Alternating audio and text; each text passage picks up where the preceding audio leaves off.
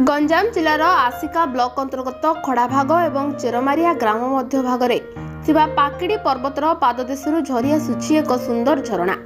आस्कारू ब्रह्मपुर जिबा रास्तार डाहाण पार्श्वरे एवं ब्रह्मपुर रे आस्का को जिबा रास्तार बाम पार्श्वरे ब्रह्मपुर ठारू 32 किलोमीटर आस्का ठारू 8 किलोमीटर दूर रे अवस्थित पाकिडी पर्वत।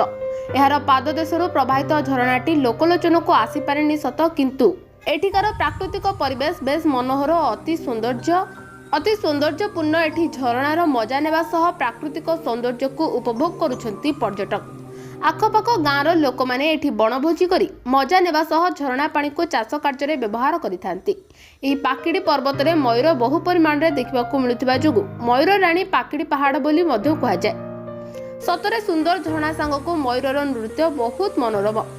पर्वत उपरे आराध्य देवी माँ करंजेई मंदिर अवस्थित जोगु पर्वपर्वाणी मानकरे स्थानीय लोक मानक भिड़ जमी थाए। गंजाम जिलार पाकिडी पहाड़र अपूर्व सौंदर्य निमंते भविष्य में एक पर्यटन स्थली रूपे परिगणित होबार आशा करा जाउछि।